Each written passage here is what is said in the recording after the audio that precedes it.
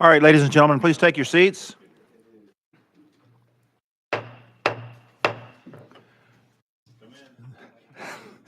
The Government Operations Committee for the House is called to order Monday, February the 6th, and we will be taking care of some administrative stuff today as well as a consent calendar. Since we need to get to the administrative stuff right away, Mr. Clerk, call roll, or Madam Clerk, whichever. Representatives Bolso, Here. Camper, Carr, Chisholm, Clemens, Crawford, Eldridge, Faison, Hakeem, Hemmer, Jones, Kiesling, Kumar, Lafferty, Lamberth, Littleton, Marsh, Martin, McCalman, Here. excuse me, sorry, Vice Chairman Reedy, Chairman Reagan. Here. Mr. Chairman, you have a quorum. Thank you very much. Normally at this point, I would call for personal orders, but the chair is going to take privilege at this point. I'd like to introduce our staff.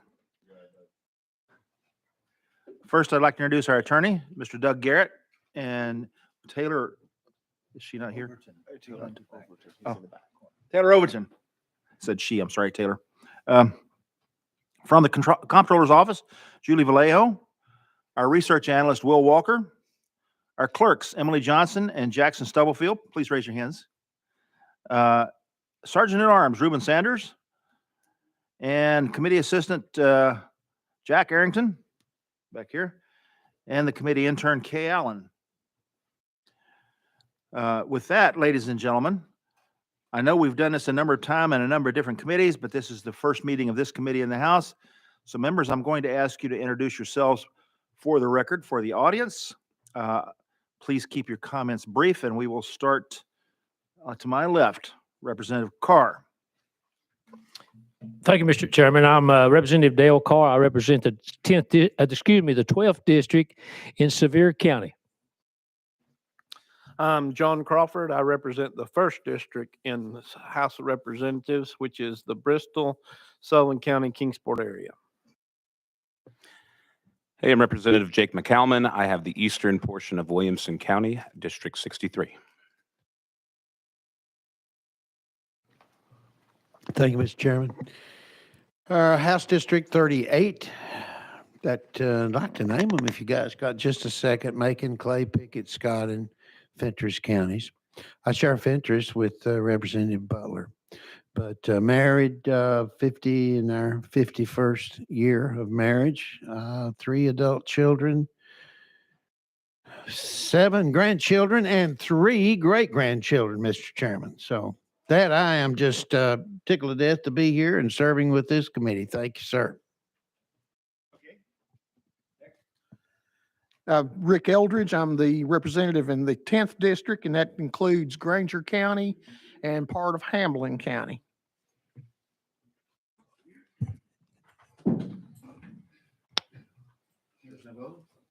Thank you, Mr. Chairman. I'm Mary Littleton, and I represent Dixon, half of Dixon and all of Cheatham County, which is the 78th district. I'm Greg Martin, and I represent a portion of Hamilton County in District 26.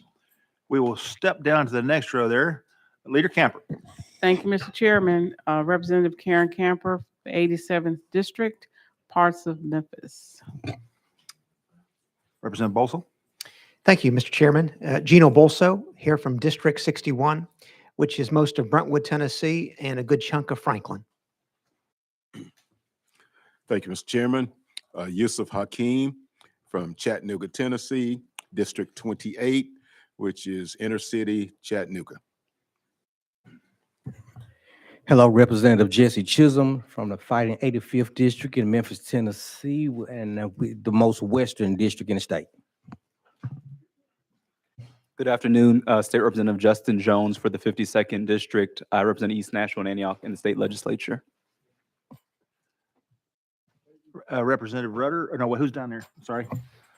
Thank you, Mr. Chairman. Faison. My name is Jeremy Faison. I represent God's country, 11th District of Tennessee, Cock, Jefferson, and Hamlin. Representative Rudder.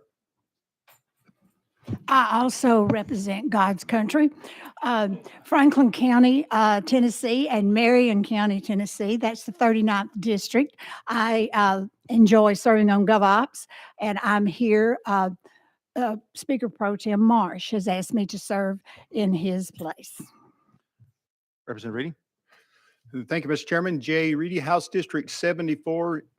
It's kind of like Chairman Kiesling's district. It's Houston, Humphreys, Benton, Stewart, and a portion of Henry County, but 2/3 of the city of Paris. Thank you, Mr. Chairman.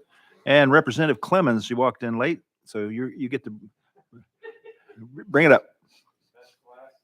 Yes, sir. Representative John Ray Clemens, 55th District. Thank you. I've been on this committee long enough. I don't need to introduce myself, but just in case, I'm John Reagan from District 33, which is most of Anderson County.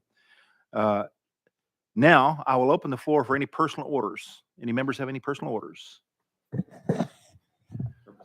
Representative Camper, you're recognized. Thank you, Mr. Chairman. Mr. Chairman, I'd like to acknowledge my interns, if they would stand up. Julie and Britt from University of Memphis and Micaiah Watson, both from University of Memphis. Welcome. Any other personal orders? Seeing none, there is one other administrative item I have to get into here. For the record, and I apologize for boring you, and most of you have heard these before, but nonetheless, Government Operations Committee policies. Committee will start promptly at 1:30 p.m. The sponsor of a bill must request a roll call vote prior to any vote.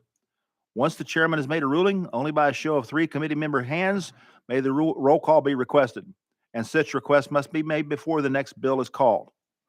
The amendment deadline is the Friday prior to committee meeting close of business that day.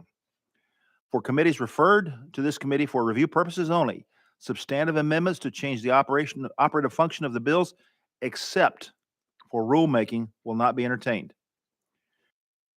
Amendments, substantive or otherwise, will be allowed for bills referred to government operations as the standing committee with original jurisdiction.